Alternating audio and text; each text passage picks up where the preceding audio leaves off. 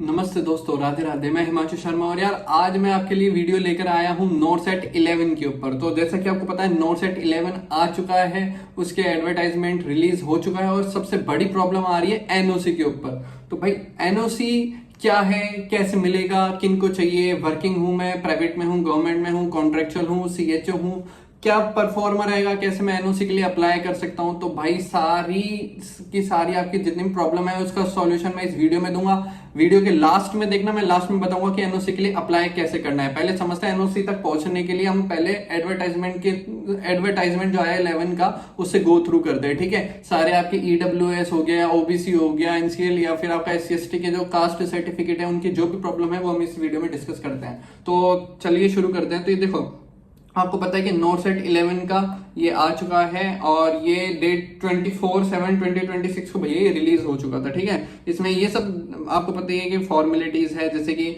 इसका essential qualification की BSc honours nursing होनी चाहिए, बीएससी नर्सिंग होना चाहिए आईएनसी से या फिर स्टेट नर्सिंग काउंसलिंग से। ठीक है, या फिर आपके पास जीएनएम है तो आपको चाहिए 2 साल का एक्सपीरियंस। ठीक है, मिनिमम 2 साल का एक्सपीरियंस चाहिए आपको 50 बेडेड हॉस्पिटल का, ये लिखा हुआ।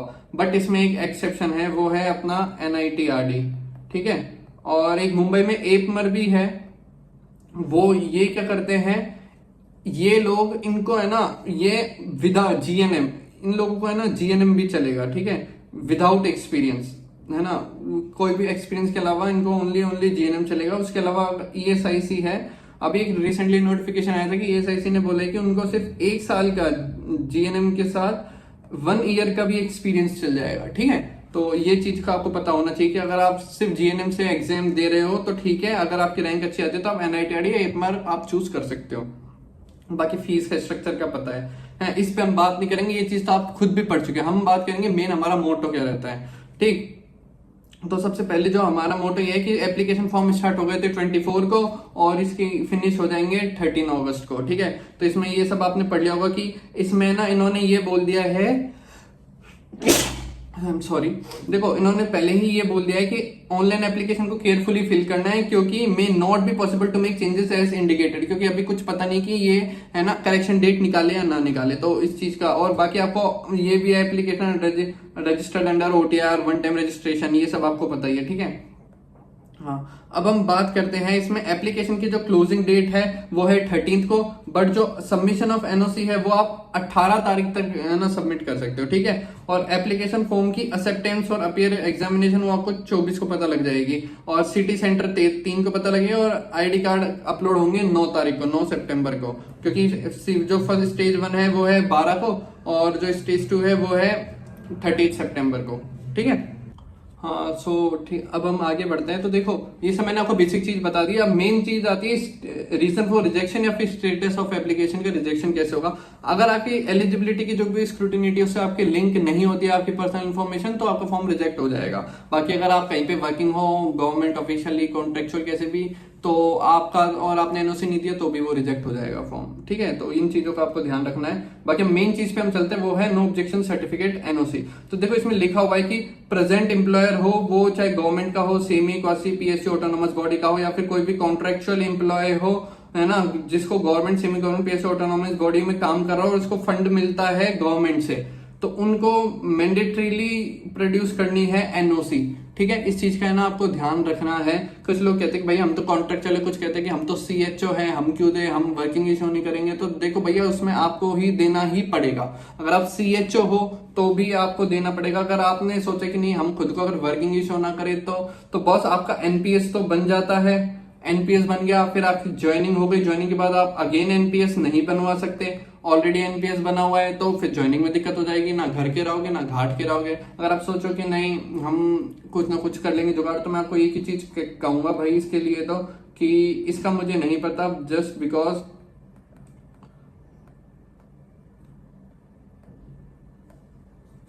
ठीक है।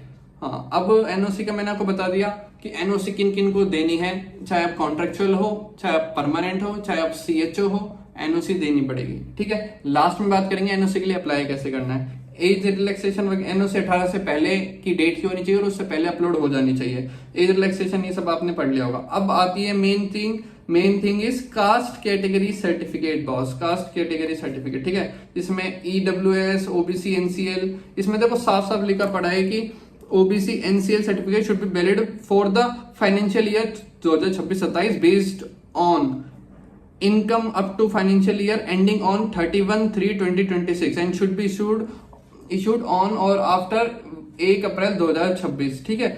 तो और कब तक का, जब तक आपकी एप्लीकेशन क्लोजर की डेट आती है। इसका मतलब ये कह रहा है कि देखो जो भी वो बनता है ना आपका कास्ट सर्टिफिकेट, जो भी आपका कास्ट सर्टिफिकेट बनता है वो बनता है बैक ईयर, जो आपका जस्ट पिछला ईयर है, प्रीवियस ईयर या फिर बैक ईयर है ना, उसके बेसिस पे, और उसकी प्रीवियस बैक ईयर की इनकम के बेस पे, है ना, इनकम के बेस पे बनता है। और बनता कब का है, करंट का,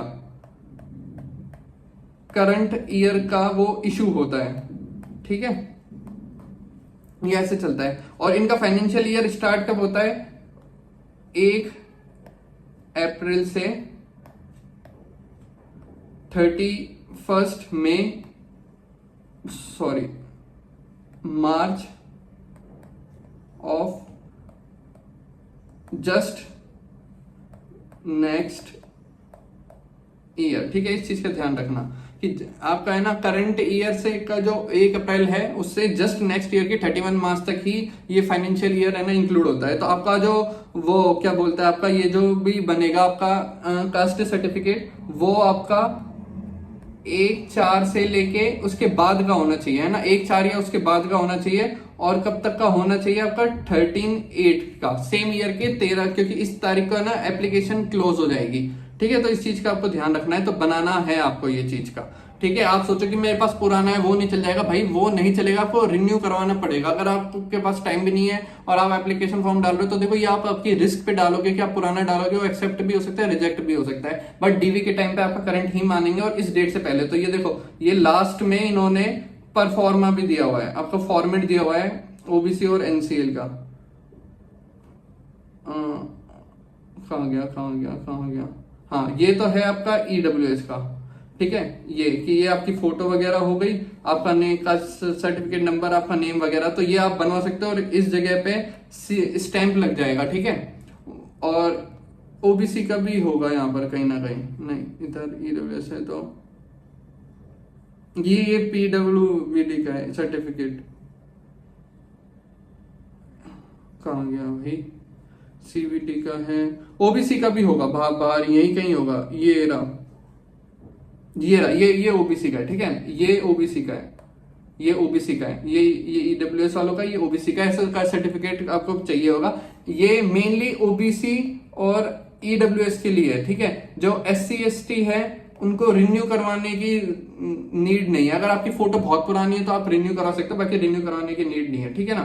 तो ये आपको समझ में आ गया जो मैं कहना चाह रहा हूँ। ये और इसकी ये पोस्ट आई है, देखो ये कुछ है ना अभी तक की 2218 पोस्ट आई है। एक अभी आया था कि LHMC ने कुछ बताया था कि उसके काफी ज्यादा स्टाफ शॉर्टेज चल रही है, तो उसने कुछ और अपने ना ऐड करवाई है पोस्ट, तो हो सकता है वो नोट सेट 11 या फिर 12 में आ भी जाए, ठीक है ना, आने के उसके चांसेस है। बाकी इस बार सबका फेवरेट ये आ चुका है अपना, कहाँ गया भाई साहब, ये रहा, ये देखो एम्स रेवाड़ी, लेकिन इसमें 4 फीमेल की पोस्ट है और 2 मेल की पोस्ट है, ठीक है। टोटल इसने शायद 10 के आसपास पोस्ट निकाली है। हाँ जल्दी पहला ही बैच होगा ये, तो बढ़िया। इधर कैफिम्स ने नहीं निकाली है सीट, LHMC की अभी तक तो नहीं आई है। और बाकी मतलब पोस्ट देख लो, सही पोस्ट है यार, 22-18 पोस्ट बहुत रहती है, ठीक है। इसके कट ऑफ चांसेस के बारे में बाद में बात करेंगे, पहले एग्जाम दो आप। अब हम बात करते हैं मेन एनओसी। ये एनओसी अप्लाई कैसे करना है, ठीक है। तो और पेज है, हाँ चलो हो जाएगा। फर्स्ट थिंग जो एनओसी को अप्लाई करने के लिए आपको क्या करना पड़ेगा बॉस, देखो जब भी एनओसी आप अप्लाई करते हो ना, तो ये हमेशा अप्लाई होती है थ्रू प्रॉपर चैनल, है ना। इससे ये 2 तरीके से अप्लाई होती है, देखो एक तो आपका जो इंस्टीट्यूट है, करंट इंस्टीट्यूट है, उसका एक प्रेस्क्राइब्ड फॉर्मेट होता है कि वो एक आपको एक फॉर्मेट देगा जिसको आपको है ना जस्ट फिल करना है, उसके डिटेल्स वगैरह है वो आपको फिल करना है। जैसे इस बार एम्स पटना ने निकाला है, तो आपको फिल करके वो पकड़ा देना है और फिर वो उसके अकॉर्डिंग देख के आपको एनओसी दे देगा, है ना। सेकंड थिंग होता है एप्लीकेशन। आप आप एक एप्लीकेशन लिखो, है ना, उसमें आपका एप्लीकेशन में ये आएगा कि आपको वो एप्लीकेशन लिखनी है, सबसे टॉप पे लिखना है थ्रू प्रॉपर चैनल सेंटर पे, फिर वही कि टू द डायरेक्टर, और जो भी आपका इंस्टीट्यूट का नाम है वो इंस्टीट्यूट का आपको नाम लिखना है, और उसका फिर आपको सब्जेक्ट लिखना है for issuance of NOC, NOC का इशुएंस के लिए वो आपका सब्जेक्ट हो जाएगा, फिर आपका रेस्पेक्टेड सर मैम आ जाएगा या फिर मैम जो भी है वो, और फिर आपको ये लिखना है कि आपका नाम ये, आपकी डेजिग्नेशन ये कि मैं, जैसे फॉर एग्जांपल मैं हिमांशु, तो मैं हिमांशु शर्मा नर्सिंग ऑफिसर, और आपकी डेजिग्नेशन है ना, और किस इंस्टीट्यूट में हो वो आपको इंस्टीट्यूट का नाम लिखना है, उसके बाद आपकी डेट ऑफ ज्वाइनिंग थी वो नाम लिखना है, फिर आपको लिखना है कि आप नॉरसेट 11 में अपीयर होना चाहते हो, उसके लिए आप एनओसी की डिमांड कर रहे हो, और नॉरसेट 11 का जो एडवर्टाइजमेंट नंबर है, एडवर्टाइजमेंट नंबर कौन सा होता है बॉस, ये सबसे फ्रंट पे जो था ये रहा, ये इसका नोटिस नंबर या एडवर्टाइजमेंट नंबर ये पूरा डालना है कि 103/2026 डेट 24/7/2026, ठीक है। ये सब आपको उसमें लिखना है जो मैंने अभी आपको बताया है, ठीक है। इस वीडियो को बार बार देख देख के ऐसी एप्लीकेशन आप लिख सकते हो, और है ना कि ये इसका नोटिस नंबर है, और प्लीज है ना इसमें अपीयर होने के लिए मुझे एनओसी की रिक्वायरमेंट है, आप मुझे जल्द से जल्द एनओसी दिलाओ। अगर मेरा सिलेक्शन कहीं भी होता है तो मैं आपके पॉलिसीज को फॉलो करते हुए प्रॉपर रेजिग्नेशन फॉर्मेलिटी फॉलो करूंगा, उसके बाद ही मैं कहीं और ज्वाइन करूंगा, ठीक है। ये आपको लिखना है, और फिर नीचे आपको लिख लेना है थैंक यू योर ओबिडेंटली और फेथफुली, आपका नाम और आपका एम्प्लॉय कोड, एक एम्प्लॉय कोड बन जाता है वो, और आपकी डेजिग्नेशन लिख देनी है, और आपके कॉन्टेक्ट नंबर लिख देना है यहाँ पर, ठीक है। आपको ये एप्लीकेशन करके, और जो फ्रंट पेज था ना, जब मैंने फ्रंट पेज दिखाया था नॉरसेट 11 का जहाँ पे नोटिस नंबर लिखा है, उसका आपको स्क्रीनशॉट लेके प्रिंट आउट निकलवाना, और इस एप्लीकेशन के जस्ट पीछे उसको चिपका के आपको पिन करके और वो सबमिट करवा देनी है आपको आपके ऑफिस में। अगर आप नर्सिंग ऑफिसर ही हो तो आपको आपके डीएनएस के ऑफिस में, या फिर एनएस मैम ये सर हैं उनके ऑफिस में आपको ये सबमिट करवा देनी है, ठीक है। तो ये दो तरीके से आप कर सकते हो। अगर आप सीएचओ हो, फॉर एग्जाम्पल कि भैया आप सीएचओ हो, हम क्या करें, तो आपका कोई ब्लॉक एडमिनिस्ट्रेटिव ऑफिसर होगा, है ना, जो आपके जो पूरे उसको संभालता हो, उस पूरे आपका पीएससी या एस सब सेंटर या health and wellness centre HWC है ना, हेल्थ एंड वेलनेस सेंटर, तो उसमें आप बैठे हुए होंगे, उसके भी उस जिस ब्लॉक में आता है उसका कोई ब्लॉक ऑफिसर होगा, है ना, उसको आपको एप्लीकेशन लिखनी है डायरेक्टर की जगह ब्लॉक ऑफिसर, और सेम चीज आपको लिखनी है कि मैं सीएचओ हूँ, और है ना ये मेरा सब सेंटर का नाम ये है, मैं इतनी डेट को ज्वाइन हुआ और मुझे एनओसी वगैरह चाहिए, और सेम चीज आपको ये फॉलो करनी है, बस आपको ऊपर की थोड़ी सी डिटेल्स चेंज हो जाएगी, ठीक है। तो ऐसे आप एनओसी के लिए अप्लाई कर सकते हो दो तरीके से, या तो प्रिस्क्राइब फॉर्मेट को फिल करो और उसको सबमिट करवाओ, या फिर आप इस तरीके से एप्लीकेशन लिख के जो भी आपका इंस्टीट्यूट आपको अलाउ करता है उस तरीके से आपको करवानी है, और एनओसी मेरे हिसाब से 7 से 10 दिन में बन के आ जाएगी। यानी कि अगर आप 1 तारीख को, 2 तारीख को, 3 को, 4 को भी करोगे ना अगर आप इसको सबमिट, तो भी आपकी एनओसी है ना